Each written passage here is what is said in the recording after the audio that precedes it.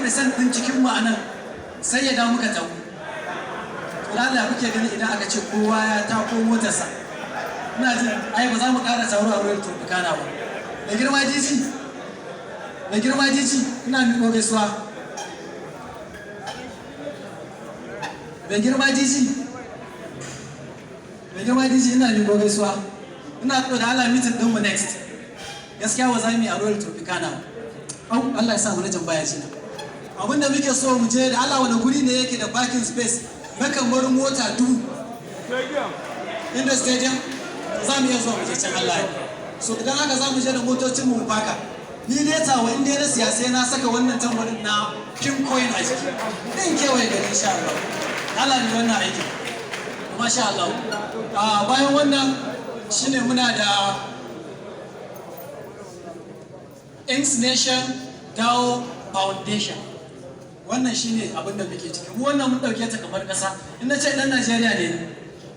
Ai a Najeriya ne ke. Bayan dan Najeriya ne kuma dan Inks Nation ne. Nation dina, okay.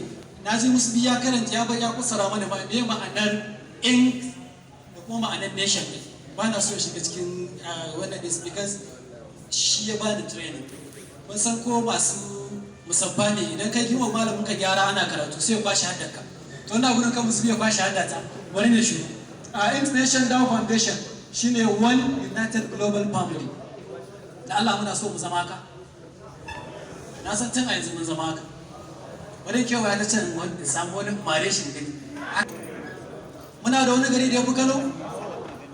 Ai ko a Saudiya in banda Makka da Madina wannan haraman su nake so the most. Wane ne na ukunsu? Wallahi sai Kano. Ina son Kano.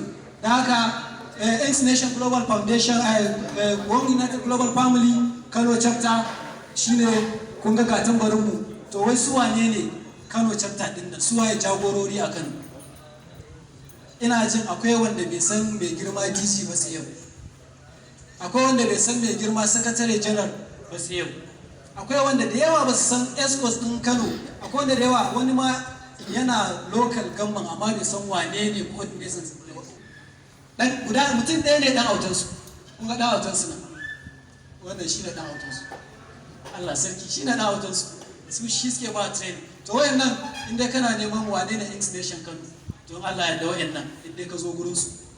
In har gaban UTI kake so a kai ka.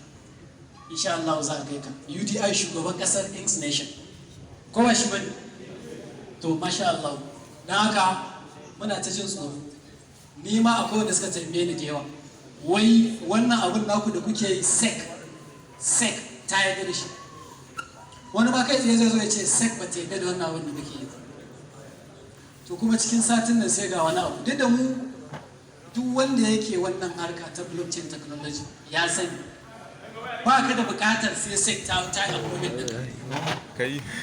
Ba ka da wannan bukatar blockchain technology. Sannan mu dawo mu zo mu tafa wa Inks Nation. Dan shi ne abin da muke ciki yanzu.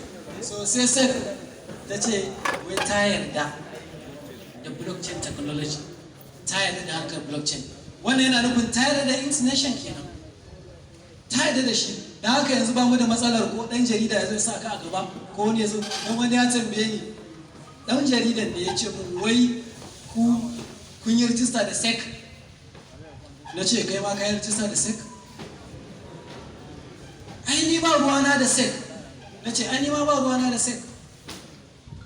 Saboda yadda kake tunani na ce amsar da kake so in baka gashi na ita kake bani.